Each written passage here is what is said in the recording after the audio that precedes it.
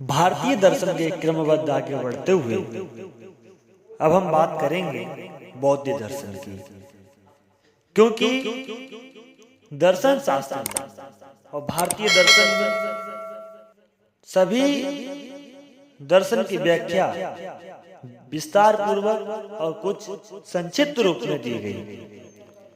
सबसे पहले बौद्ध दर्शन के बारे में इसका परिचय जानेंगे कि इसका परिचय क्या है। बौद्ध दर्शन भारत का एक अत्यंत प्राचीन दर्शन है।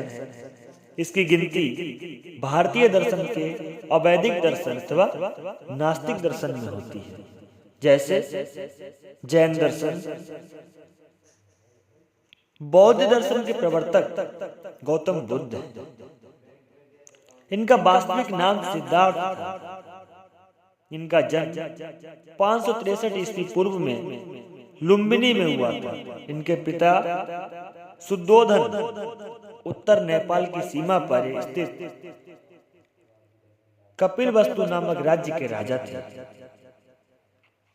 लुम्बिनी कपिलवस्तु से करीब 14 मील की दूरी पर स्थित है, जो वर्तमान नेपाल में लगता है। राजा शुद्धोधन ने राजकुमार सिद्धार्थ का पालन पोषण हर तरह के सुखद वातावरण में किया था। दुख दर्द की थोड़ी भी छाया उनके जीवन में न पड़े, इस बात का पूरा प्रयत्न किया था। किंतु एक बार राजकुमार की नजर अचानक मानव द्वारा आवश्यक रूप से भुगते जाने वाले कष्टों अर्थात बुढ़ापा और रोग एवं मृत्यु पर पड़ी। इन कष्टों से मानव को बचाने के लिए इनका हृदय व्याकुल हो उठा। सिद्धार्थ समझते थे कि इन कष्टों को दूर करने के लिए सर्वप्रथम इन कष्टों का कारण जानना आवश्यक है। परंतु घर गृहस्थी तथा भोग विलास में निमग्न रहकर इसका कारण नहीं ढूंढा जा सकता। इसलिए एक रात चुपचाप गृह त्याग कर सत्य की खोज में सन्यासी का बहाना पहन निकल पड़े। उस समय उनकी अवस्था 29 वर्ष की थी। उनका यह गृह त्याग महाभिनिष्क्रमण के नाम से प्रसिद्ध है। प्रारंभ में सत्य की प्राप्ति के लिए सिद्धार्थ ने कुछ वर्षों तक कठोर तपस्या की, किंतु फिर इसे छोड़ दिया। अंततः अपनी प्रज्ञा के प्रकर्ष से उन्हें 4 आर्य सत्यों की अनुभूति हुई। तभी से वे बुद्ध कहलाए। गौतम उनका कुल नाम था। इस तरह वे गौतम बुद्ध के नाम से प्रसिद्ध हुए। भगवान बुद्ध ने स्वयं 45 वर्ष की लंबी अवधि तक लगातार अपने धर्म का प्रचार किया और इस तरह बौद्ध धर्म की नींव मजबूती से रखी थी।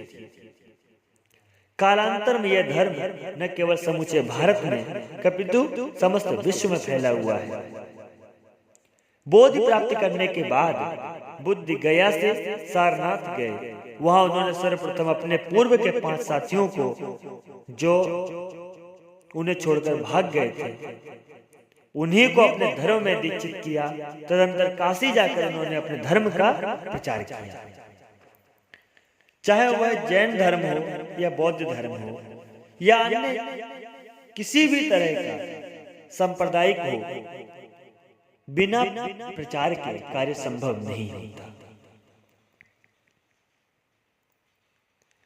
अपने भव्य किंतु विनयशील व्यक्तित्व से वैदिक कर्मकांड एवं हिंसा के विरुद्ध जन सामान्य में बोली जाने वाली भाषा मगधी भाषा में प्रचार के कारण तथा मध्यम वर्गीय सिद्धांत के कारण बुद्ध का धर्म शीघ्रता से विस्तृत होता गया। इसके अतिरिक्त राजपुत्र होने के कारण राजवंशों ने भी बुद्ध के धर्म के प्रचार में उन्हें पर्याप्त सहयोग दिया। कपिलवस्तु का राज परिवार तथा अन्य शाक्य उनके शिष्य तो बने ही हैं, तत्कालीन उनके राजा उनके अनुयायी एवं प्रचारक बन गए। इनमें मगध के राजा बिंबसार तथा श्रावस्ती के राजा प्रसेनजित का नाम बहुत विदित है। बुद्ध के निर्वाण के करीब 250 वर्ष पश्चात मौर्य सम्राट अशोक ने बौद्ध धर्म के प्रचार प्रसार में सर्वाधिक योगदान दिया। अशोक का साम्राज्य लगभग संपूर्ण भारत में फैला हुआ था। उसने अपने राज्य के प्रत्येक भाग में बौद्ध धर्म के प्रचारक भेजे। हजारों की संख्या में पूरे देश में पाए जाने वाले अशोक के द्वारा लगवाए स्तूप, स्तंभ, शिलालेख इस बात के प्रमाण हैं। अशोक के समय में न केवल हिंदुओं ने अपितु भारत के अनेक विधर्मियों ने भी बौद्ध धर्म स्वीकार किया। विदेशों में भी बौद्ध धर्म का काफी प्रभाव पड़ा। अशोक ने न केवल भारत में अपितु भारत के बाहर भी बौद्ध धर्म का प्रचार किया। इस हेतु उसने लंका में स्वयं अपने पुत्र महेंद्र एवं पुत्री संघमित्रा को भेजा था, जो मृत्यु पर्यंत वहीं रहे। लंका के अतिरिक्त अशोक ने सीरिया, मिस्र, मैसिडोनिया, साइरीन, एपिरस आदि स्थानों में भी अपने प्रचारक भेजे। कालांतर में बौद्ध धर्म श्याम, ब्रह्मदेश, म्यांमार, चीन, कोरिया, जापान, मंगोलिया, नेपाल इत्यादि देशों में बहुत विस्तार पूर्वक फैल गया। अशोक के बाद ईसा की प्रथम शती में कनिष्क ने भी बौद्ध धर्म के प्रचार प्रसार में पर्याप्त योगदान दिया, किंतु गुप्त वंश के राजाओं द्वारा ब्राह्मण धर्म को प्रश्रय दिए जाने के कारण कुछ काल तक बौद्ध धर्म की प्रगति अवरुद्ध रही। 7वीं शती में पुनः हर्षवर्धन ने बौद्ध धर्म को संरक्षण प्रदान किया, किंतु इसी के बाद में भारत में बौद्ध धर्म का परिहास होना प्रारंभ हो गया। 9वीं शताब्दी में शंकराचार्य ने भी बौद्ध धर्म के विरुद्ध ब्राह्मण धर्म की प्रतिस्थापना का पूरा प्रयत्न किया। 9वीं और 10वीं शताब्दी में राजपूत राजाओं ने भी बौद्ध धर्म का विरोध किया। फिर 11वीं शती में मुस्लिम आक्रमण के बाद बौद्ध धर्म भारत में समाप्त प्राय हो गया।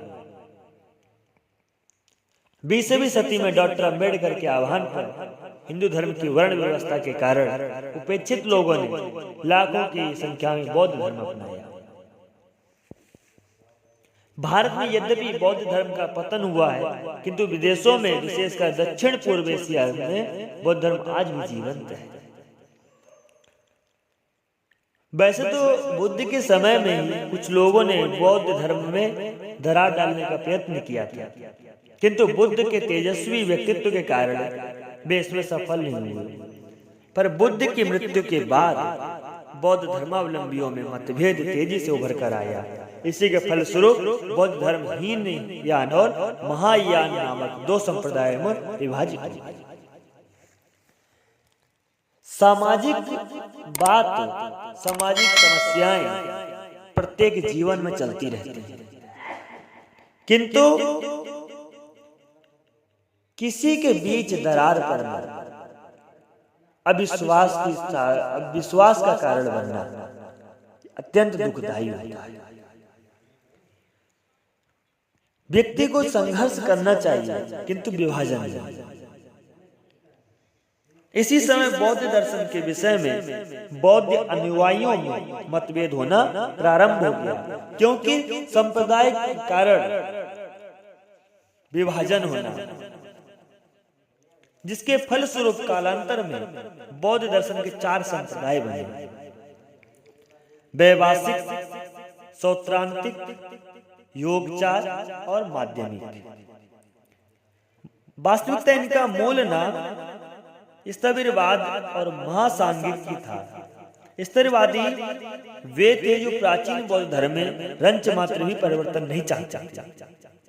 इधर महासांगिक वे थे जो जनमानस की धार्मिक प्रवृत्तियों की संतुष्टि के लिए बौद्ध धर्म में आवश्यक परिवर्तन के पक्षपाती थे।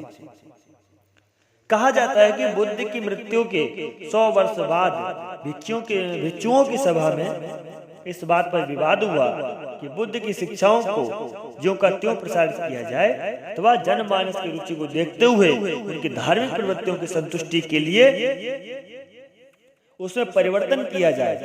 जो भिक्षु परिवर्तन चाहते थे, उन्हें परिवर्तन न चाहने वाले भिक्षुओं ने संघ के बाहर कर दिया। और उन्हें अधम भिक्षु कहने लगे। अपना और पराया, छोटा बड़ा,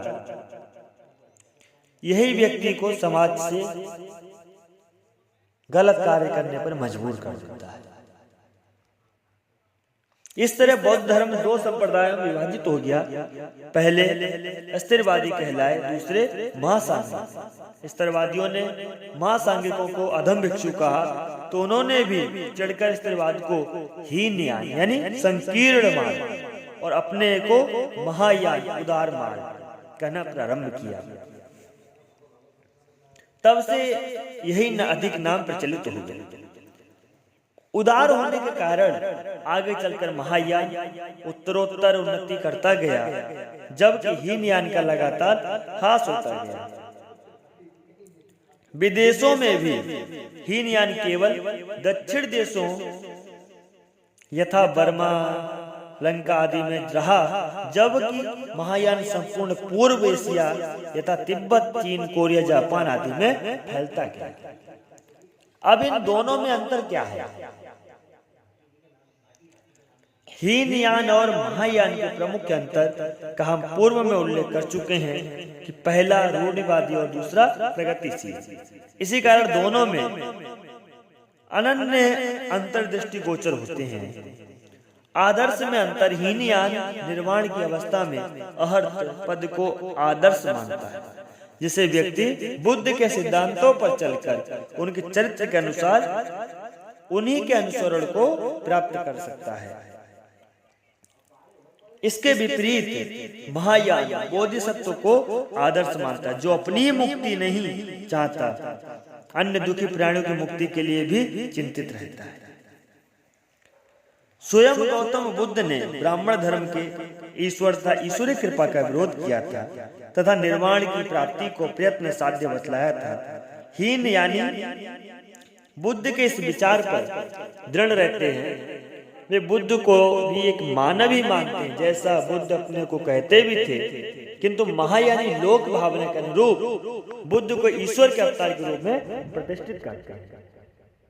उनके अनुसार परमार्थिक सत्य ही प्राणी मात्र के कल्याण के लिए अवतार ग्रहण करता है। बुद्ध के स्वरूप को अमिताभ बुद्ध कहा गया। महायानी बुद्ध की इस कृपा को निर्वाण प्राप्ति में सहायक बताते हैं। बुद्ध ने ब्राह्मणों की भाषा संस्कृत को छोड़कर जनमानस की समझ में आ सके जाने वाले योग्य लोक भाषा में अपने उपदेश दिए। इसी से हीनयानियों ने भी संस्कृत को नहीं अपनाया। बुद्ध के उपदेशों का संकलन भी उन्होंने पाली भाषा, लोक भाषा में ही की। किंतु महायानियों ने आगे चलकर अपने ग्रंथों की रचना संस्कृत में की। इस तरह हम देखते हैं कि यद्यपि हीनयान महात्मा बुद्ध के अधिक निकट था, किंतु अत्यंत रूढ़िवादी होने के कारण आने वाली पीढ़ियों की आकर्षित नहीं कर सका, जबकि महायान अपने उदार, स्वस्थ एवं मानव मात्र के लिए प्रेम पूर्ण दृष्टिकोण रखने के कारण अधिक उन्नति कर सका। आगे चलकर हम देखते हैं कि अनेक शताब्दियों तक बौद्ध धर्म एवं दर्शन की महायान के माध्यम से अश्वघोष, नागार्जुन, असंग, वंशुवधु जैसे दिग्गज विद्वानों ने सेवा की। बौद्ध दर्शन प्रारंभ में हमने बौद्ध दर्शन के 4 संप्रदायों वैभाषिक, सौत्रांतिक, योगचार एवं माध्यमिक के नामों का उल्लेख किया। इनमें से प्रथम 2 हीनयान तथा अंतिम 2 महायान संप्रदाय से संबंधित हैं। इनमें मुख्य विवाद अस्तित्व के प्रश्न को लेकर है। वैभाषिक के अनुसार बाहरी जगत एवं आंतरिक चित्त दोनों का अस्तित्व है। इस मत के अनुसार बाहरी जगत का ज्ञान प्रत्यक्ष द्वारा होता है। सौत्रांतिक के अनुसार बाहरी जगत एवं आंतरिक जगत दोनों का ही सत्ता है, पर इनके अनुसार बाहरी जगत का ज्ञान केवल अनुमान से होता है। योगाचार के अनुसार बाहरी जगत की सत्ता नहीं है, केवल आंतरिक चित्त ही सत्य है। ये विज्ञानवादी कहे जाते हैं। माध्यमिक न बाहरी न आंतरिक, किसी भी जगत की सत्ता स्वीकार नहीं करते, ये शून्यवादी कहलाते हैं। बौद्ध साहित्य भी है। गौतम बुद्ध के बाद भारत में अनेक विद्वानों ने कई शताब्दियों तक बौद्ध धर्म एवं दर्शन का समर्थन किया तथा अपनी दार्शनिक मेधा से उसे समृद्ध भी किया। इसलिए बौद्ध साहित्य का विशाल भंडार है। किंतु स्वयं गौतम बुद्ध ने कुछ नहीं लिखा। हाँ, उनके कुछ शिष्यों ने उनकी मृत्यु के बाद उनके उपदेशों को संकलित किया था, जो त्रिपिटक, तीन पिटारी के नाम से प्रसिद्ध है। ये त्रिपिटक विनय पिटक, सूत्र पिटक, अभिधम्म पिटक। विनय पिटक में आचरण संबंधी उपदेश हैं, सूत्र पिटक में धर्म संबंधी व्याख्या है और अभिधम्म पिटक में दार्शनिक विचारों की चर्चा है। ये तीनों पिटक प्रारंभिक बौद्ध साहित्य माने जाते हैं। जैसा अभी तक हम श्रवण करते आए हैं, हर दर्शन में, हर दर्शन शास्त्र में प्रमाण की बात हुई, तो बौद्ध प्रमाण भी है। बौद्ध दर्शन के अनुसार ज्ञान दो प्रकार का होता है, यथार्थ और अयथार्थ। इनमें से यथार्थ ज्ञान ही प्रमाण है। यथार्थ ज्ञान की प्राप्ति के साधन को भी प्रमाण कहते हैं। बौद्ध दर्शन में प्रमाण के केवल दो प्रकार ही बताए गए हैं, प्रत्यक्ष और अनुमान।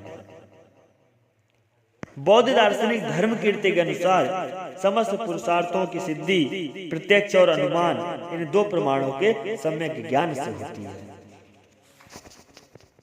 कहते हैं कि न्याय तथा अन्य अनेक दर्शन उपमान और शब्द को भी प्रमाण मानते हैं, किंतु बौद्ध नहीं मानते। उनके अनुसार अन्य प्रमाणों का अंतर्भाव अनुमान में ही हो जाता है। तो प्रत्यक्ष प्रमाण इनके हिसाब से क्या होता है? बौद्ध के अनुसार प्रत्यक्ष उसे कहते हैं जो कल्पना रहित, निभ्रांत ऐसा ज्ञान है जिसमें बिल्कुल संदेह न हो। कल्पना पौडमभ्रातम प्रत्यक्षम, इसमें वस्तु का स्वलक्षण मात्र ज्ञात होता है। वस्तु का नाम, जाति आदि अनुपस्थित रहते हैं। इस समस्त विकल्पों से रहित ज्ञान है। कहते हैं कि न्याय दर्शन में प्रत्यक्ष का अर्थ इंद्रिय और वस्तु के सन्निकर्ष से उत्पन्न ज्ञान है, किंतु बौद्ध दार्शनिक इसकी आलोचना करते हैं। उनके मत में कुछ इंद्रियां ऐसी हैं जैसे चक्षु और स्रोत, आंख और कान, जो वस्तु के प्रत्यक्ष संपर्क में नहीं आती, और ये इंद्रियां और वस्तु के सन्निकर्ष से उत्पन्न ज्ञान नहीं है। अनुमान प्रमाण, किसी ज्ञान वस्तु के आधार पर अज्ञात वस्तु के ज्ञान को अनुमान कहते हैं। बौद्ध दर्शन के अनुसार अनुमान का उद्देश्य वस्तु के सामान्य लक्षण का ज्ञान प्राप्त करना है। प्रत्यक्ष में वस्तु के केवल स्वलक्षण का ज्ञान प्राप्त होता है। अनुमान द्वारा वस्तु के सामान्य लक्षण का ग्रहण होता है, किंतु इनके ग्रहण के लिए कल्पना आवश्यक है। यही अनुमान है। धर्म कीर्ति अनुमान की परिभाषा देते हैं कि किसी संबंधी के धर्म से धर्मी के विषय में जो ज्ञान होता है उसे अनुमान कहते हैं। यह अनुमान व्याप्ति ज्ञान पर निर्भर करता है। यहाँ व्याप्ति ज्ञान का अर्थ है दो वस्तुओं में उपस्थित उपाधि रहित संबंधों की सदैव विद्यमानता। जैसे धुएं के साथ आग का सदा रहना। इसी कारण धुएं को देखकर हम अनुमान लगाते हैं कि यदि धुआं यहाँ है तो आगे भी कहीं न कहीं दबी हुई।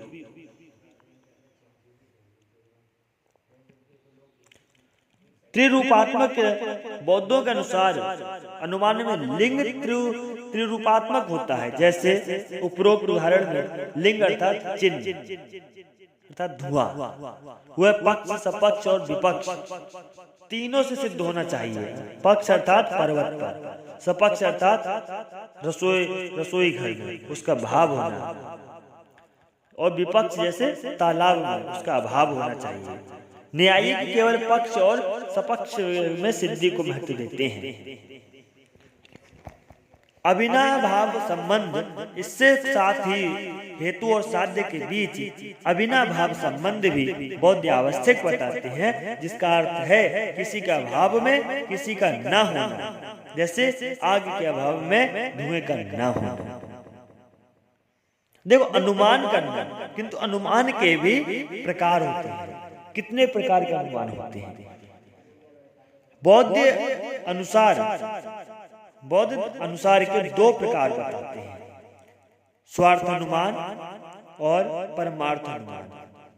स्वार्थ अनुमान यानी अपने लिए अनुमान है, इसमें अवयवों की आवश्यकता नहीं होती। और परार्थ अनुमान वो दूसरों के सम्मुख अनुमान है कि निष्कर्ष को व्यक्त करने के लिए होता है। इसके लिए तीन वाक्य आवश्यक होते हैं, पक्ष, हेतु और दृष्टांत। पक्ष, हेतु और दृष्टांत। बौद्ध दर्शन में बहुत ही प्रचलित चार आर्य सत्य की बात करते हैं। चार आर्य सत्य। चार आर्य सत्य गौतम बुद्ध के व्यवहारिक दर्शन को प्रकट करने वाला विचार है। इन चार आर्य सत्यों में दुख क्या है एवं दुख से किस प्रकार बचा जा सकता है, इन व्यवहारिक प्रश्नों पर प्रमुखता से विचार किया गया। चार आर्य सत्यों के ज्ञान एवं तदनुसार आचरण से न केवल जीवन के दुख दूर होते हैं, इससे दुख की जड़ आवागमन का चक्र यानी जन्म मरण की जो श्रृंखला है वही रुक जाती है और जीव निर्वाण की प्राप्ति करता है।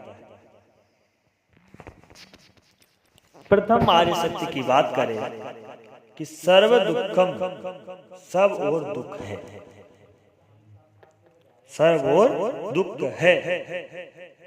गौतम बुद्ध द्वारा प्रतिपादित चार आर्य सत्यों में पहला आर्य सत्य है सर्वम दुखम, जिसका अर्थ होता है सब और दुख है। दुख का अर्थ है जो कष्ट पूर्वक सहन को। बौद्ध दर्शन के अनुसार मनुष्य के हर ओर दुख का साम्राज्य है। हम प्रारंभ में गौतम बुद्ध की जीवनी में देख चुके हैं कि किसी वृद्ध, रोगी एवं मृत व्यक्ति को देखकर बुद्ध को अचानक ही वृद्धावस्था, रोग एवं मृत्यु के द्वारा मनुष्य को अनिवार्य रूप से होने वाले सर्वव्यापक दुख की अनुभूति हुई। मानव को होने वाले अनिवार्य दुखों से बुद्ध का कोमल हृदय करुणा से भर उठा। तब किस तरह मनुष्य को सभी प्रकार के दुखों से बचाया जा सके, इसी सोच में उन्होंने गृह त्याग किया। दुख से बचने के साधन खोजने के पूर्व बुद्ध सर्वप्रथम सत्य की ओर हमारा ध्यान केंद्रित करते हैं कि सर्वत्र दुख ही दुख है। वृद्धावस्था, रोग एवं मृत्यु के अतिरिक्त बुद्ध कहते हैं और भी बहुत से दुख हैं। सर्वप्रथम तो स्वयं जन्म ही, स्वयं का जन्म होना ही कष्टप्रद होता है। फिर जीवन में इच्छित वस्तु की प्राप्ति न होना, अप्रिय से संयोग होना, प्रिय से वियोग होना, अपने व्यक्तित्व की रक्षा के लिए संघर्ष करना, भाग्य को उतार चढ़ाव को आदि इत्यादि सब अत्यंत दुखदायी है। व्यक्ति को किसी से प्रेम हो जाए और उससे बिछड़ के जाना पड़े, बहुत दुखदायी होता है। व्यक्ति कुछ पाना चाहता है, मेहनत भी करता है, किंतु यदि ना पा सके बहुत दुख होता है।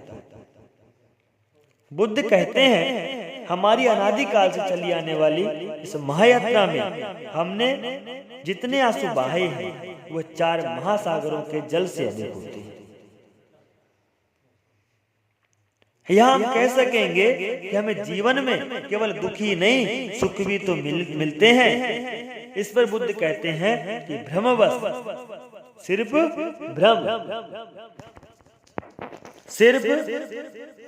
भ्रमवश हम दुख को ही सुख मान बैठते हैं।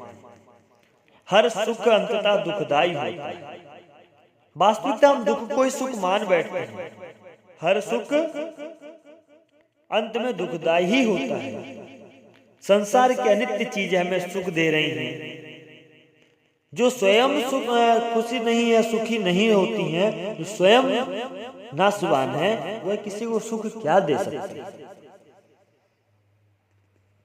भोग विलास संपत्ति आदि को हम सुख कहते हैं। क्या ये जीवन भर साथ होता है? विचार करने पर स्पष्ट होता है कि ये अनादि अर्थात दुख की जड़ होते हैं। दुख तो संसार में ऐसे घुला मिला है जैसे समुद्र के पानी में नमक होता है। बुद्ध पूछते हैं, संसार में आग लगी है, तब आनंद मनाने का अवसर कहाँ है? गौतम बुद्ध के विचार अत्यंत निराशावादी दिखाई देते हैं। इसीलिए कुछ लोग बुद्ध पर निराशावादी होने का आरोप भी लगाते हैं। किंतु सत्य के बावजूद कि बुद्ध जीवन के दुखद पक्ष को कुछ ज्यादा ही गहराई से प्रस्तुत करते हैं, हम उन्हें पूर्णतः निराशावादी नहीं कह सकते। निराशावादी वह होता है जो अपनी आशाओं का त्याग कर चुका हो, जिसके पास सिवाय दुखद स्थिति को स्वीकार कर लेने के बाद कुछ चारा नहीं है। किंतु बुद्ध मानव की इस तरह निराशा में तड़पने के लिए नहीं छोड़ देते। वे कहते हैं कि संसार में भले ही हम सुख न प्राप्त कर सकें, किंतु अपने पुरुषार्थ से, ज्ञान से दुखों से बच सकते हैं और अंत में उस शांति निर्वाण की प्राप्ति कर सकते हैं जहां दुख का कारण भी नहीं रहता। किंतु दुख के दूर करने और होने की संभावना तभी है जब हम दुखों के कारण को खोज करें। द्वितीय आर्य सत्य में बुद्ध इसी विषय पर चर्चा करते हैं। फिर तृतीय आर्य सत्य में दुख का विरोध का संभव है, इस पर विशेष बात कहते हैं। दुख समुदय, दुख के कारण होते हैं। बुद्ध ने सर्वप्रथम आर्य सत्य कही कि सर्वम दुखम, सब और दुख है। द्वितीय में कहते हैं दुख समुदय, दुख के कारण है। दुख समुदय अर्थात दुख के कारण होते हैं। यह बौद्ध दर्शन का द्वितीय आर्य सत्य है। यह समुदाय का मतलब कारण है।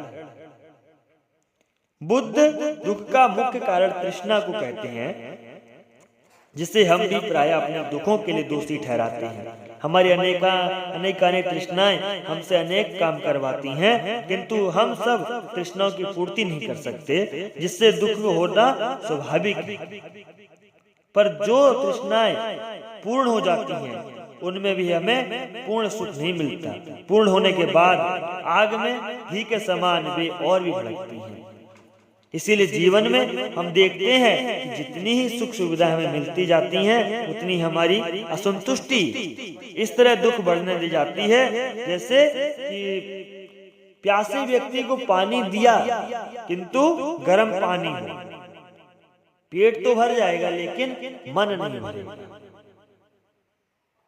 बुद्ध कहते हैं, हे भिक्षुओं, तृष्णा या वासना ही दुख का मूल कारण है। ये प्रबल तृष्णा ही है जिसके कारण बार बार जन्म होता है, और उसी के साथ इंद्रिय सुख आते हैं, जिसकी पूर्ति जहां तहां से की जाती है। ये तृष्णा 3 प्रकार की बताई गई है: भव तृष्णा, विभव तृष्णा और काम तृष्णा। भव तृष्णा क्या है? व्यक्ति की उम्र हो जाए किंतु फिर भी जीवित रहने की इच्छा समाप्त न हो। विभव तृष्णा वैभव प्राप्त करने की इच्छा।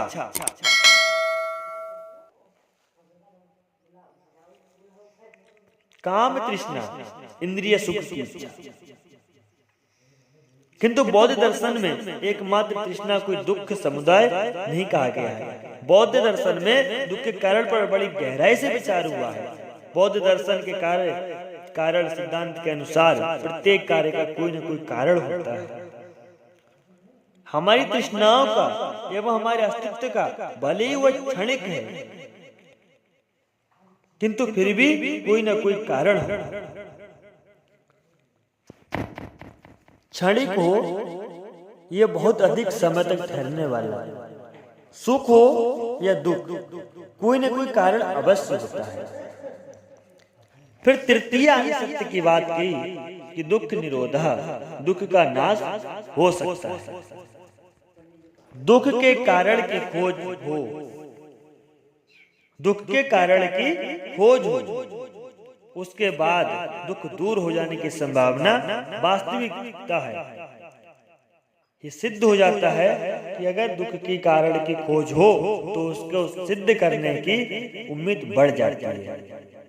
इस तीसरे आर्यसत्य दुख निरोध में बुद्ध हमें आश्वस्त करते हैं कि दुख का निरोध संभव है, अर्थात दुख का अंत हो सकता है। वास्तविकता में यही तो बुद्ध के संपूर्ण चिंतन मनन का उद्देश्य था। वे स्वयं कहते हैं, जिस प्रकार समुद्र के पानी में केवल नमक का स्वाद रहता है, उसी तरह मेरे दर्शन में केवल मुक्ति अर्थात दुखहीन अवस्था का स्वाद रहता है।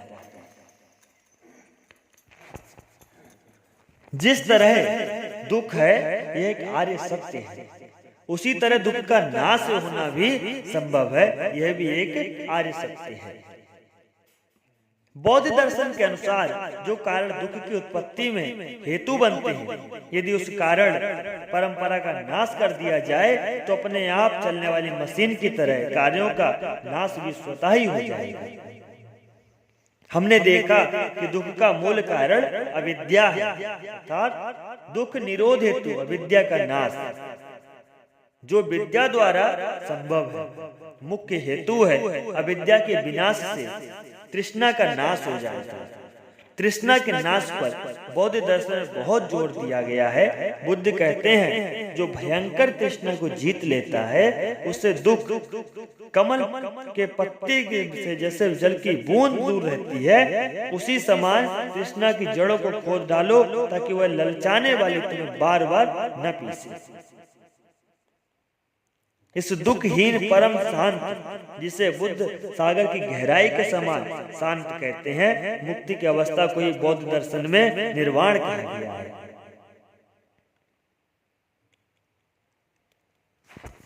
फिर बुद्ध ने चतुर्थ आर्य सत्य की बात कही कि दुख निरोधगामिनी प्रतिपदः, दुख निरोध का मार्ग अष्टांग पथ है। दुख के दूर हो जाने के संभावना बतलाने के बाद तथागत सर्वजनों के लिए सुलभ वह व्यवहारिक मार्ग भी दिखलाते हैं, जिस पर चलकर हम दुखों से छुटकारा पा सकते। अपने चतुर्थ आर्य सत्य दुख निरोधगामिनी प्रतिपद में बुद्ध वही व्यवहारिक प्रतिपद मार्ग बतलाते हैं। अष्टांग पथ इस मार्ग के 8 अंग हैं, इसलिए इसे अष्टांग कहा जाता है। सम्यक दृष्टि, सम्यक संकल्प, सम्यक वाक, सम्यक कर्मान, सम्यक आजीव, सम्यक व्यायाम, सम्यक स्मृति, सम्यक समाधि। सम्यक समाधि की बात करें, सम्यक समाधि अथवा सम्यक ध्यान अष्टांग पथ का 8वां अंतिम एवं सर्वाधिक महत्वपूर्ण सोपान है, क्योंकि यही हमें अष्टांग पथ के लक्ष्य निर्माण के पूर्ण करीब ले जाता है। प्रारंभिक के 7 सोपान में अशुभ चित्तवृत्तियों का निरोध करके हम इस अंतिम सोपान सम्यक समाधि की योग्य बात करते हैं। सम्यक समाधि हेतु व्यक्ति को वन में या निर्जन प्रांत में विशुद्ध चित्त से स्थिर अमर आसन पर बैठना चाहिए, किंतु समाधिस्थ होते ही व्यक्ति को निर्वाण की प्राप्ति नहीं हो जाती। इसलिए हेतु वह 4 अवस्थाओं से गुजरता है। प्रथम अवस्था, इस अवस्था में साधक 4 आर्य सत्यों पर तर्क वितर्क पूर्वक विचार मनन करता है। द्वितीय अवस्था में, इस अवस्था में साधक के मन में 4 आर्य सत्यों के प्रति श्रद्धा का उदय होता है। इस अवस्था में साधक आनंद का अनुभव करता है। तृतीय अवस्था, इस अवस्था में साधक के मन में आनंद के प्रति उपेक्षा का भाव आता है। चतुर्थ अवस्था में, इस अवस्था में साधक की चित्त वृत्तियों का पूर्ण निरोध हो जाता है। इससे साधक का चित्त पूर्ण शांत हो जाता है। ये पूर्ण शांति की अवस्था ही पूर्ण दुख निरोध की अर्थात निर्वाण की अवस्था है, जो कि अष्टांग पद का लक्ष्य होता है। इसी प्रकार बुद्ध जहां सर्वम दुखम को प्रथम आर्य सत्य घोषित करते हैं, वहीं दुख के पूर्ण निरोध का मार्ग दिखाकर परम शांत निर्वाण की प्राप्ति की संभावना बतलाकर, जिससे साधक के लिए सर्वम दुखम नष्ट हो जाते हैं और हमें आसान्वित करते हैं। इसी क्रम में बुद्ध यह 12 कड़ियां बताते हैं कि जैसे जरा मरण, वैसे तो संसार में सर्वत्र दुख ही दुख है, पर हमारा मुख्य उद्देश्य रहता है जरा मरण। जरा का अर्थ है वृद्ध अवस्था। इसमें हमारा क्षय होना प्रारंभ हो जाता है, जैसे अंगों का शिथिल होना, केशों का पकना, दांतों का टूटना इत्यादि।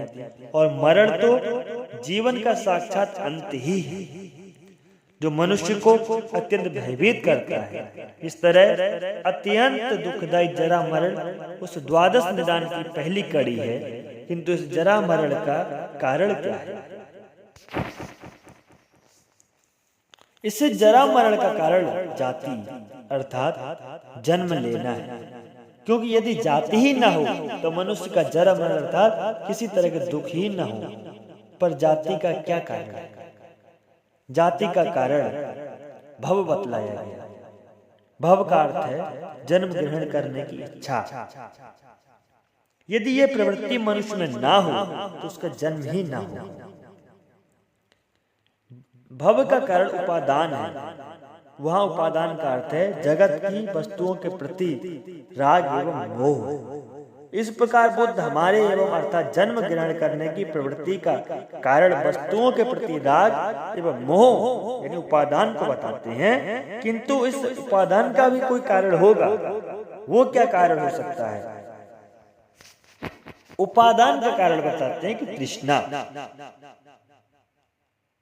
वस्तुतः ये तृष्णा ही हमारे सभी सांसारिक दुखों का मूल होती है। तृष्णा का अर्थ है विषयों के प्रति हमारी आसक्ति।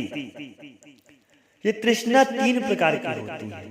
काम तृष्णा अर्थात इंद्रियों की सुख की इच्छा, भव तृष्णा अर्थात जीवित रहने की इच्छा, और विभव तृष्णा अर्थात धन वैभव की इच्छा।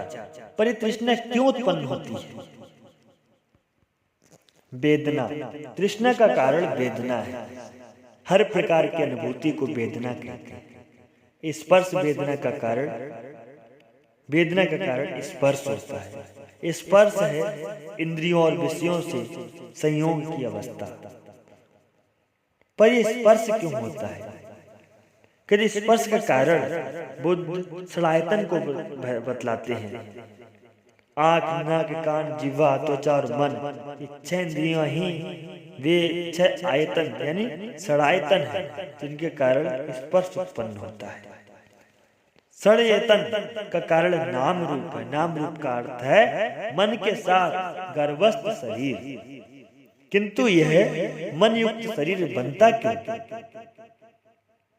नाम रूप का अस्तित्व विज्ञान अर्थात चेतना के कारण होता है, क्योंकि जब तक गर्भस्थ भ्रूण में चेतना न हो तब तक उसका विकास नहीं हो सकता।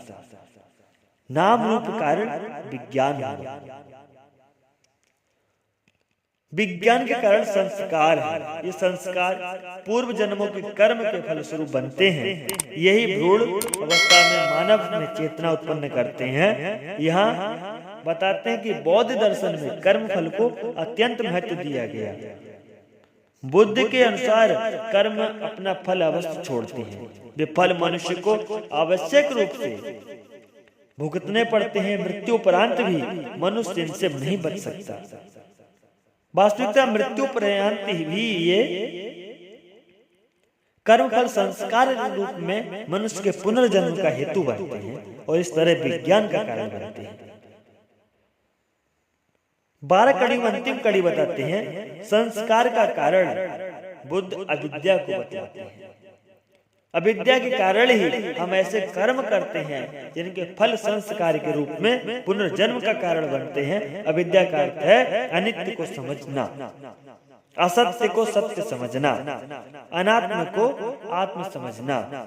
वास्तविकता यह विद्या ही समस्त दुखों की जड़ है, इसलिए दुख के नाश के लिए इसका नाश सर्वाधिक आवश्यक माना गया है। बौद्ध दर्शन में 12 कड़ियों के उपरांत क्षणभंगवाद का बहुत ही विस्तृत है। कहते क्षणभंगवाद क्या है? क्षणभंगवाद अथवा क्षणिकवाद बौद्ध दर्शन के महत्वपूर्ण सिद्धांत है, जो वास्तविकता उसके प्रमुख सिद्धांत प्रत्यय समुत्पाद की परिणति है। सर्व क्षणिकम, इस सिद्धांत के अनुसार सारी सृष्टि में प्रत्येक वस्तु क्षणिक है। क्षण भंगुर में अर्थात क्षण भर में ही नष्ट हो जाने वाली संसार की प्रत्येक वस्तु में, चाहे वह भौतिक हो या अभौतिक, प्रति क्षण परिवर्तन हो रहा है। यहाँ प्रत्येक क्षण प्रत्येक वस्तु का प्रत्येक कण बदल रहा है। किन्हीं 2 क्षणों में कोई भी वस्तु वही नहीं रहती, हर क्षण एक वस्तु से दूसरी वस्तु उत्पन्न हो रही है। यह सत्ता का अर्थ है, सत्ता का अर्थ ही क्षणिकता है। यहाँ हम आपत्ति कर सकते हैं कि हमें प्रत्येक वस्तु में प्रत्येक क्षण परिवर्तन होते दिखाई तो नहीं देता। हम अपने में, अपने परिचितों में तथा आसपास की वस्तुओं में प्रति क्षण परिवर्तन होते कहाँ देखते हैं? कई बार तो हमें बाहरी वस्तुएं लंबे समय तक स्थिर दिखाई देती हैं। बौद्ध दर्शन, यहाँ बौद्ध दार्शनिक कहते हैं कि परिवर्तन तो प्रत्येक वस्तु में प्रतिक्षण हो रहा है, किंतु भ्रमवश हम इस परिवर्तन को नहीं देख सकते। हमें प्रभाव में स्थिरता का आभास होता है। बौद्ध दर्शन में से अनेक उदाहरणों के द्वारा समझाया गया, जैसे दीपशिखा अर्थात लौ। आप आग जलाते हो, लौ होती है। लौ सामान्य रूप से देखने पर यद्यपि इसमें दिखाई देती है, किंतु उसे ध्यान से देखने पर ज्ञात होता है इसमें लगातार लौ उत्पन्न हो रही और नष्ट हो रही।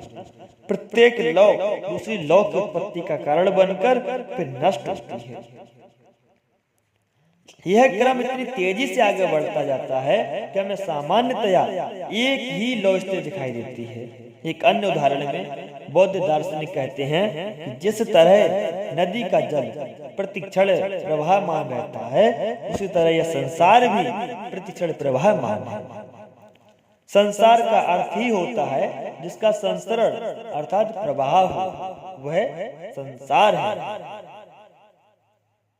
क्षणिकता के सिद्धांत का समर्थन प्राचीन ग्रीक दार्शनिक हेराक्लाइट एवं आधुनिक दार्शनिक वर्गंसा के दर्शन में भी देखा जा सकता है। इस संदर्भ में एक प्रसिद्ध वाक्य है, आप एक ही नदी में 2 बार पैर नहीं रख सकते, क्योंकि नदी के जिस जल में आपने एक बार पैर रखकर वहां रखा, वह तो तुरंत आगे बढ़ गया, क्योंकि वह जल तो ठहरा ही नहीं, वह तो आगे बढ़ गया। और आप जब पुनः दूसरा पैर रखोगे तो वह जल दूसरा होगा।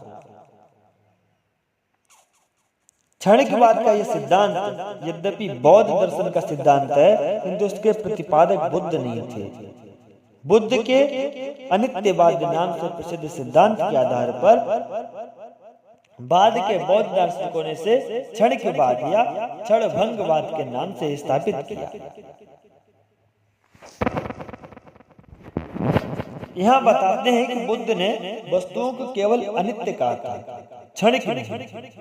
हाँ, उन्होंने चेतना को अवश्य क्षणिक कहा था। चेतना की क्षणिक मानने के कारण ही बुद्ध नित्य आत्मा के अस्तित्व को नहीं मानते थे। इस तरह से ही अनात्मवादी थे। बुद्ध के अनुसार आत्मा चेतना अर्थात विज्ञान की एक निरंतर गतिशील अवस्था मात्र है। बुद्ध का नित्यवाद, शाश्वतवाद एवं उच्छेदवाद का माध्यम मार्ग है। प्रत्येक वस्तु है शाश्वतवाद, ये एक एकांतिक मत है, प्रत्येक वस्तु नहीं है। वहाँ दूसरा एकांतिक मत है। हम दोनों ही एकांतिक मतों को छोड़कर बुद्ध मध्यम मार्ग का उपदेश देते हैं, जिसके अनुसार जीवन परिणाम है परिणाम के सत्य होने के कारण ही संसार की प्रत्येक वस्तु का उत्पाद, स्थिति और निरोध अस्तित्वहीन होना होता है।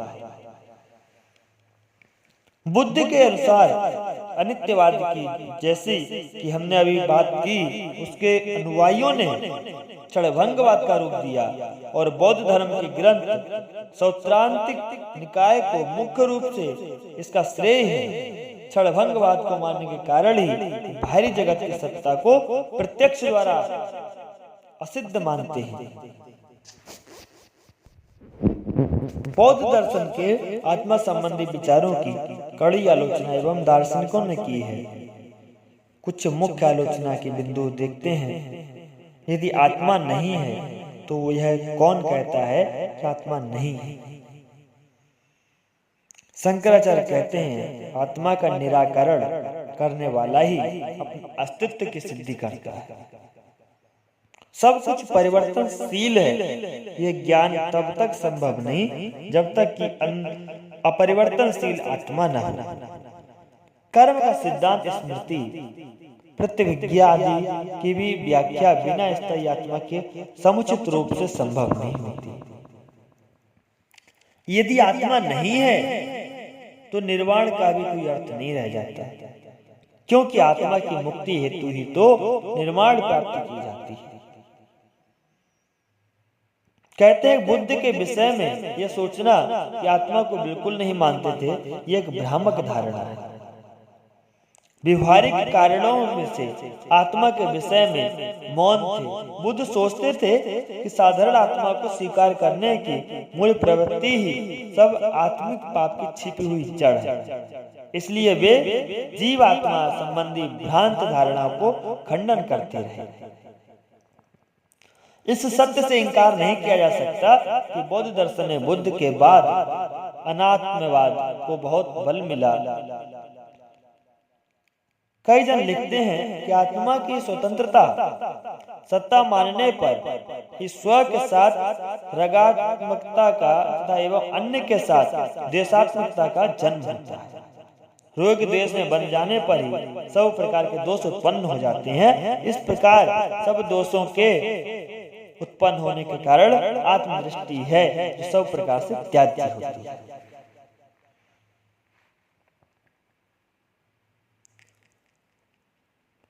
बौद्ध दर्शन में एक है शून्यवाद। इनका अपना सिद्धांत है शून्यवाद। शून्यवाद क्या है? शून्यवाद बौद्ध दर्शन के माध्यमिक संप्रदाय द्वारा स्थापित एक प्रमुख सिद्धांत है, जो कि बुद्ध की अनित्यवाद एवं प्रतीत्य समुत्पाद की एक परिणति है।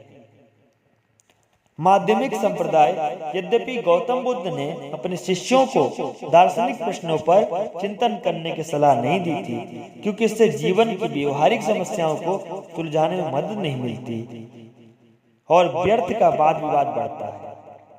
किंतु बुद्ध के बाद के शिष्यों ने दार्शनिक प्रश्नों पर खूब वाद विवाद किया। इसी के परिणाम स्वरूप बौद्ध दर्शन अनेकानेक संप्रदायों में बट गए। इनमें से 4 संप्रदाय अधिक प्रसिद्ध हुए। पहला वैभाषिक, दूसरा सौंत्रातिक, तीसरा योगाचार और चौथा माध्यमिक। वैभाषिक और सौंत्रातिक के अनुसार बाहरी एवं आंतरिक चित्त सभी वस्तुओं की सत्ता है। सभी वस्तुओं की सत्ता स्वीकार करने के कारण ये दोनों संप्रदाय सर्वास्तित्ववादी बन गए। किंतु जहां वैभाषिक बाहरी सत्ता को प्रत्यक्ष द्वारा सिद्ध मानता है, वहां सौत्रातिक उसे अनुमान द्वारा सिद्ध कहता है। इसी आधार पर वैभाषिक ब्रह्मार्थ प्रत्यक्षवादी कहे जाते हैं और सौत्रातिक यथार्थ बाह्यार्थ अनुमेयवादी कहे जाते हैं। योगाचार्य के अनुसार बाहरी जगत की सिद्धि नहीं हो सकती। और उसकी सत्ता नहीं है, पर आंतरिक जगत यानी चित्त की सत्ता अवश्य है। चित्त को ही एकमात्र सत्ता मानने के कारण इनका सिद्धांत विज्ञानवाद कहा जाता है। जहां तक माध्यमिक संप्रदाय का प्रश्न है, ये योगाचार से भी एक कदम आगे बढ़कर कहता है कि बाहरी जगत की सत्ता तो है ही नहीं, आंतरिक जगत चित्त को भी सत्ता नहीं है। इस तरह किसी प्रकार की सत्ता स्वीकार न करने के कारण माध्यमिक सिद्धांत शून्यवाद कहा जाता है। यह संप्रदाय बुद्ध के समान मध्यम मार्ग अर्थात दो अतियों के बीच का मार्ग अपनाता है, इसलिए इसे माध्यमिक संप्रदाय कहा गया। वैसे तो शून्यवाद के मूल प्रवर्तक के रूप में आचार्य अश्वघोष का नाम लिया जाता है, किंतु शून्यवाद के साथ मुख्यतः बौद्ध विचारक नागार्जुन का नाम भी जुड़ा हुआ है। निसंदेह नागार्जुन माध्यमिक संप्रदाय की महान दार्शनिक है। नागार्जुन द्वारा रचित माध्यमिक कारिका शून्यवाद को प्रस्तुत करने वाली प्रमुख रचना है। शून्य क्या है? माध्यमिक दर्शन में शून्य ही परम तत्व है। जैसा कि अद्वैत दर्शन में बाहरी इस परम तत्व को माध्यमिक इतना महत्व देते हैं, इसे ही तथागत अर्थात बुद्ध कहते हैं। इसे निर्वाण भी कहा गया है, किंतु वह शून्य है क्या? शून्य क्या है, ये जानने के पहले हम शून्य के संबंध में प्रचलित कुछ मिथ्या धारणाओं का खंडन करेंगे। शून्य क्या है, यह जानने से पहले हम यह जानने की कोशिश करेंगे कि शून्य क्या नहीं है। शून्य का सामान्यतः शून्य का अर्थ गणित के शून्य से अथवा अभाव से लिया जाता है। दूसरे शब्दों में शून्य कुछ नहीं होने का बोधक माना जाता है। इसी कारण माध्यमिकों द्वारा सत्ता को शून्य कहने का तात्पर्य यह लिया जाता है कि माध्यमिक दर्शन के अनुसार सत्ता कुछ नहीं है, अभाव मात्र, किसी भी पदार्थ का कोई अस्तित्व नहीं है। माधवाचार्य के अनुसार शून्यवादियों की दृष्टि में जगत एक बहुत बड़ा शून्य मात्र है। यही अर्थ शंकराचार्य भी शून्य का लगाते हैं और शून्यवादियों के सिद्धांत को सर्व वैनाशिक कहकर तिरस्कृत करते हैं। स्वयं बौद्ध दर्शन के ही अन्य संप्रदाय के दार्शनिक शून्य के आलोचक बने, किंतु यह सब शून्यवादियों के शून्य की आलोचकों द्वारा गलत प्रस्तुतिकरण था। परिणाम है शून्यवादियों का शून्य कोई अभाव नहीं है। शून्य एक निरपेक्ष सत्ता है। यदि शून्य अभाव मात्र होता तो नागार्जुन यह नहीं कहते कि जो शून्य को समझ सकता है वो सभी अर्थों को समझ सकता है, और जो शून्य को नहीं समझ सकता वो कुछ भी नहीं समझ सकता। वास्तविकता शून्यता एक भावात्मक तत्व है। क्या शून्य ऐसा तत्व है तो क्या सब उसी पर आधार है? यह शून्य न केवल है, इसका आधार भी है। जैसा कि कुमार जी कहते हैं, यह शून्यता के ही कारण है कि प्रत्येक वस्तु संभव हो सकती है। बिना इसके संसार में कुछ भी संभव नहीं है। उपनिषदों के ब्रह्म के समान माध्यमिकों का शून्य भी अंतर्वर्णीय है। नागार्जुन के शब्दों में चक्षु इसे नहीं देख सकते। चक्षु अर्थात आंखें इसे नहीं देख सकते। मन ही इस पर चिंतन कर सकता है, अतः ये अवर्णनीय हुआ।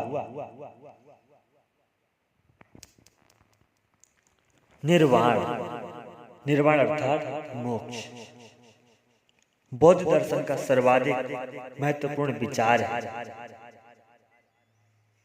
बौद्ध दर्शन का इतिहास वास्तव में निर्वाण का इतिहास है। बौद्ध दर्शन निर्वाण के महत्व पर समुचित विचार करता है। गौतम बुद्ध के दर्शन का मुख्य उद्देश्य मानव के दुखों को दूर करना था। जैसा कि हम पहले भी कह चुके कि बुद्ध ने मानव जीवन में सर्वत्र दुख को छाया देखकर महान करुणा के वशीभूत हो दुख के कारण की खोज में राज वैभव का त्याग कर तपस्वी का वाना पहना था। दुख के कारण की खोज का उद्देश्य वास्तविकता दुख को दूर करना ही था। वर्षों की भटकन के बाद अंततः बुद्ध अपने उद्देश्य में सफल भी हुए। दुख विषयक अपने चिंतन मनन को बुद्ध ने 4 आर्य सत्य के अंतर्गत प्रस्तुत किया, जिसमें पहला आर्य सत्य था सर्व दुखम, अर्थात मनुष्य का जन्म, स्थिति और मरण सब दुखदायी होता है। बुद्ध ने इस सर्वव्यापक दुख का इतना गहरा चित्र खींचा कि अनेक आलोचक बुद्ध को निराशावादी थे। यदि यह मत ठीक नहीं है, क्योंकि बुद्ध के लिए दुख है, यह जैसा आर्य सत्य है वैसा ही दुख को दूर किया जा सकता है। यह भी वैसा ही आर्य सत्य है। दुख निरोध की यही अवस्था बौद्ध दर्शन में निर्वाण के नाम से जानी जाती है। अन्य भारतीय दर्शन इसे ही मुक्ति, दुख से मुक्ति कहते हैं। निर्वाण का सामान्य अर्थ दुखों से मुक्ति है, किंतु व्युत्पत्ति की दृष्टि से इसके अनेक अर्थ निकलते हैं। इनमें भी निर्वाण का सर्वाधिक चर्चित अर्थ है बुझा हुआ। यह बुझा जाने का मतलब जीवन ज्योति का समाप्त हो जाना, अर्थात मृत्यु को प्राप्त हो जाना नहीं है। यह बुझ जाने का मतलब समस्त पाप कर्मों का समाप्त हो जाना, विद्या का नष्ट हो जाना एवं तृष्णा की अग्नि का बुझ जाना होता है। अहंकार का बुझ जाना होता है, मोह का बुझ जाना होता है।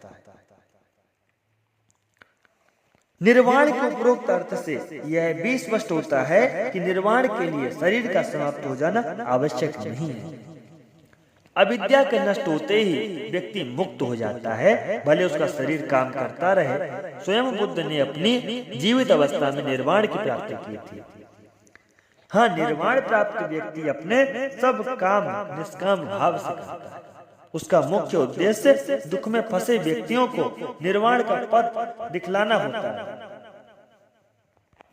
बार बार निर्वाण शब्द सुनते आ रहे हैं, कोशिश करते हैं कि निर्वाण शब्द का अर्थ भी आप समझें।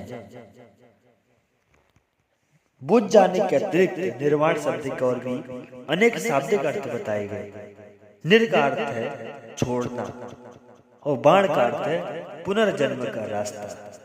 तो इस अर्थ में निर्वाण का अर्थ हुआ पुनर्जन्म लेने से बच जाना, पुनर्जन्म से बच जाना। बाण का एक अर्थ बुनना भी बताया गया। इस अर्थ के अनुसार निर्वाण का अर्थ हुआ बुनना, छोड़ देना। इसका तात्पर्य है ऐसे बुरे कर्म छोड़ देना जो फल रूपी धागे द्वारा जन्म मरण का ताना बाना बुनते हैं। इस तरह पुनर्जन्म के बंधन में बांधते हैं। बाण का एक अन्य अर्थ है जंगल। जंगल भी बाण का अर्थ होता है। निर्वाण का अर्थ हुआ जंगल से निकल जाना। यह जंगल से निकलने का तात्पर्य है दुखों के जंगल से निकलना। बाण के एक अन्य अर्थ दुर्गंध भी बताया गया है। इस हिसाब से निर्वाण का अर्थ हुआ दुर्गंध से, अर्थात कर्मों की दुर्गंध से मुक्ति। दूसरे शब्दों में कर्मफल जो कि पुनर्जन्म एवं भविष्य के दुख का कारण होता है, उससे मुक्त होना। क्या निर्वाण के बाद पुनर्जन्म भी होता है या नहीं? क्या निर्वाण मुक्ति ही है या इससे भी कुछ ऊपर है? निर्वाण के उपरोक्त कुछ अर्थों से स्पष्ट होता है कि निर्वाण के बाद पुनर्जन्म नहीं होता। जन्म का मूल कारण अविद्या होती है। निर्वाण की अवस्था में अविद्या नष्ट हो जाती है। ऐसी स्थिति में पुनर्जन्म हो ही नहीं सकता। जैसा कि हमने ऊपर कहा, मृत्यु तक अवश्य साधक शरीर धारण किए रहता है। अभी तक हमने चर्चा की कि निर्वाण में सभी पाप कर्म नष्ट हो जाते हैं। इस जन्म के तथा जन्म जन्मांतरों में मिलने वाले दुखों से मुक्ति मिल जाती है। किंतु यह भी तो निर्वाण भी अभावात्मक अवस्था अर्थात निर्वाण में क्या नहीं होता, यह बताने वाली अवस्था। यह प्रश्न उठता है कि निर्वाण की भावात्मक अवस्था क्या है, अर्थात निर्वाण की अवस्था में साधक को मिलता क्या है। क्योंकि जब तक कुछ मिलने की आस ना तब तक हम कुछ करना नहीं चाहते, जैसे उसकी अनुभूति होती। किस तरह हम महसूस करें उसकी अनुभूति, बुद्ध ने इसके बारे में बता दिया। इसके अनुसार निर्वाण अवर्णनीय है, अर्थात शब्दों में इसका वर्णन नहीं किया जा सकता, इसकी केवल अनुभूति ही की जा सकती है, और तभी जब स्वयं निर्वाण प्राप्त किया जाए। बौद्ध मुनि नागसेन कहते हैं, अंधा व्यक्ति दूसरे से सुनकर रंग का ज्ञान नहीं प्राप्त कर सकता। रंग का ज्ञान उसे तभी होगा जब वह स्वयं अपनी आंखों से रंग देखे। उसी तरह निर्वाण का ज्ञान जानने से नहीं, स्वयं निर्वाण प्राप्त करने से होगा। फिर भी वे कहते हैं, निर्वाण समुद्र की तरह गहरा, पर्वत की तरह ऊंचा और मधु की तरह मीठा है। निर्वाण अलौकिक शांति की अवस्था है। इसे प्रायः सभी बौद्ध स्वीकार करते हैं। इस अवस्था में राग द्वेष मोह से हीन होकर साधक प्रज्ञा अर्थात प्रकाश से युक्त हो समाहित चित्त हो जाते हैं। महाज्ञानी बौद्धों ने निर्वाण में शिव तथा आनंद रूप कहा। स्वयं बुद्ध ने इसे अमृत पद कहा। धम्मद में से सर्वोच्च स्वातंत्र तथा आनंद की स्थिति कहा गया। यहाँ एक प्रश्न यह भी उठता है कि निर्वाण के पश्चात योगी का क्या होता? शरीर के पश्चात उसका पुनः जन्म नहीं होता, तब वह कहाँ जाता है? इस विषय में बुद्ध कह चुके, जब अग्नि बुझ जाती है तो यह नहीं कहा जा सकता कि वह पूर्व या पश्चिम या अन्य किसी दिशा में चली गई। इसी तरह जब योगी निर्वाण प्राप्त करता है, ना तो ऊपर जाता न नीचे जाता, वह तृष्णा घृणा लोभ तान दोषों के अभाव में केवल शांत हो जाता है। एक अन्य स्थान पर बुद्ध कहते हैं, जैसे लोहे के घन पर चोट पड़ने पर जो चिंगारियां उठती हैं, वे शीघ्र ही बुझ जाती हैं, कहाँ गई कुछ पता नहीं चलता। उसी प्रकार तृष्णा से मुक्त या निर्वाण प्राप्त व्यक्ति की गति का कोई पता नहीं चलता। निर्वाण के बौद्ध दर्शन निर्वाण की प्राप्ति हेतु ईश्वरीय कृपा को बिल्कुल महत्व नहीं दिया गया। यहाँ निर्वाण एक पुरुषार्थ है, जिसे व्यक्ति आत्मदीप बनकर प्राप्त कर सकता है। बुद्ध कहते हैं, संसार सागर को तुम जिस नाव की सहायता से पार कर रहे हो, उसे बहुत सी व्यर्थ को बोझ भरा हुआ है, उसे तुम्हें ही खाली करना है, इससे हल्की हो जाएगी और तब तुम निर्वाण प्राप्त कर पाओगे। जिस प्रकार कीचड़ में फंसा हुआ हाथी स्वयं अपना उद्धार करता है, उसी प्रकार तुम भी कठिनाइयों से अपने आप को निकालो। हाँ, निर्वाण हेतु बुद्ध ने चतुर्थ आर्य सत्य के रूप में दुख निरोधगामिनी प्रतिपद अर्थात दुख को दूर करने का रास्ता अवश्य दिखाया है। यही रास्ता शील समाधि प्रज्ञा वाला अष्टांग मार्ग है। बुद्ध कहते हैं, हे भिक्षुओं, जिस प्रकार गंगा जमुना सरयू ये महानदियां समुद्र की ओर अधिगामिनी होती हैं, वैसे अभ्यास करने पर अष्टांगिक मार्ग निर्वाण की ओर ले जाने वाला होता है।